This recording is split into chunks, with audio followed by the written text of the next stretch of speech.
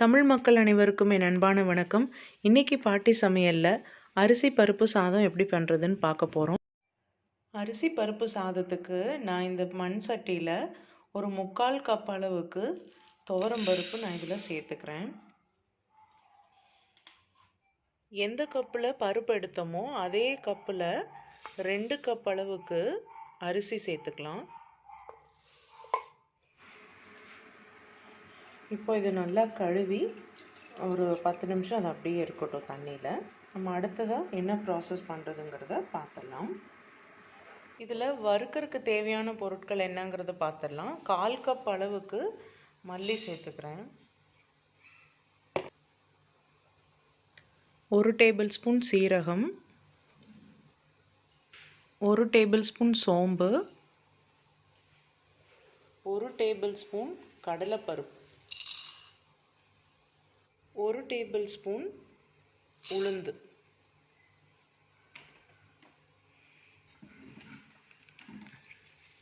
இதிலேயே 4-5 காஞ்ச மிளகாய்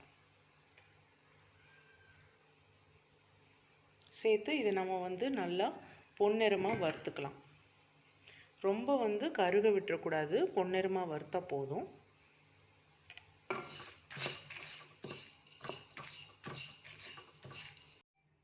இதிலேயே ஒரு பாதி தேங்காய் மூடி அளவுக்கு தேங்காய் சேர்த்து அதையும் நம்ம இதிலேயே வறுத்துக்கலாம்.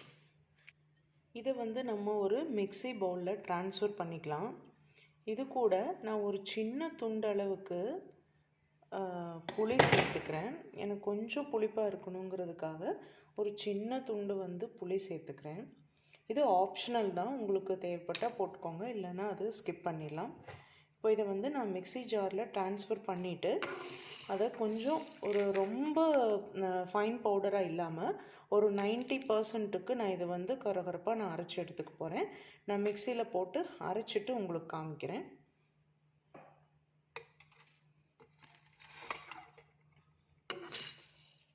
இப்போ பாருங்கள், இது இந்த அளவுக்கு நம்ம பவுடர் பண்ணி எடுத்துருக்கோம். ரொம்ப ஃபைன் பவுடர் இல்லை. இப்போ ஒரு குக்கரில் 2 குழிக்கரண்டி அளவுக்கு நல்லெண்ணெய் விட்டுருக்கேன். அதில் எண்ணெய் காஞ்ச பின்னாடி 1 டீஸ்பூன் அளவுக்கு கடுகு சேர்த்துருக்கேன், 1 டீஸ்பூன் சீரகம், 1 டீஸ்பூன் கடலைப்பருப்பு. இது சேர்ந்து நல்லா கடுகு பொரிஞ்சதுக்கு பின்னாடி ஒரு 1/4 டீஸ்பூன் அளவுக்கு சோம்பு சேர்த்துக்கலாம். கொஞ்சம் வாசமாக இருக்கும், அதனால தான். ஏற்கனவே பொடியில் சேர்த்துருக்கோம், இருந்தாலும் தாளிக்கிறப்போ போட்டால் கொஞ்சம் நல்லாயிருக்கும். அதுலேயே ஒரு சிட்டிகை பெருங்காய பொடி, இதெல்லாம் சேர்த்து நல்லா வதக்கிட்டு அடுத்ததாக வெங்காயம் சேர்க்க போகிறோம். வெங்காயம் நல்லா வதங்கிருச்சு. இப்போ பச்சை மிளகா சேர்த்துக்கலாம். நீல வாக்கில் ஒரு 6 பச்சை மிளகா சேர்த்துக்கிறேன். பச்சை மிளகா நல்லா வதக்கின பின்னாடி கொஞ்சம் கருவேப்பிலை சேர்த்துக்கலாம்.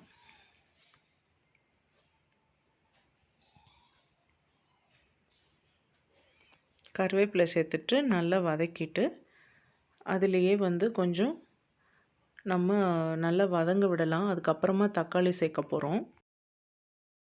இதிலே 1 கட்டி பூண்டை இடித்து நான் சேர்த்துருக்கேன். 1க்கு 2 இடித்து அதில் போட்டிருக்கேன். அப்போ தான் வாசம் நல்லாயிருக்கும். அந்த மாதிரி இடித்து சேர்த்துருக்கேன். இப்போது இதிலேயே 1 டீஸ்பூன் அளவுக்கு மஞ்சள் தூள் சேர்த்துக்கலாம்.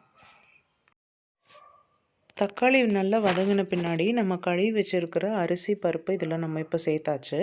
இதை நல்லா கலந்து விட்டுட்டு இதில் நம்ம தண்ணி சேர்த்துக்க போகிறோம்.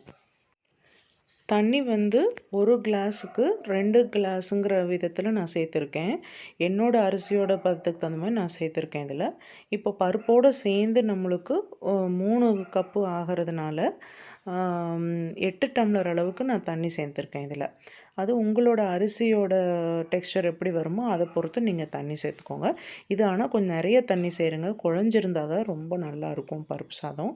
அதனால் அந்த அளவுக்கு சேர்த்துக்கலாம்.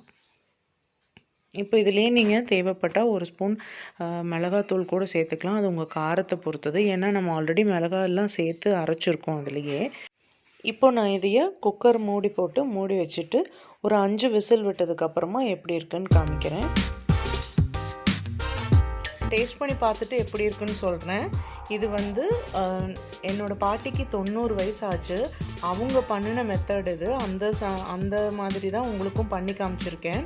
ஸோ நீங்கள் நம்ம அந்த காலத்து ரெசிபி எந்த அளவுக்கு நம்ம அந்த மெத்தடில் பண்ணுறோமோ ஒன்றுமே இல்லைனாலும் அவ்வளோ சூப்பராக இருக்கும். ஸோ நீங்களும் வந்து இதை ட்ரை பண்ணி பார்த்துட்டு எனக்கு எப்படி இருக்குதுன்னு சொல்லுங்கள் கமெண்ட் பாக்ஸில்.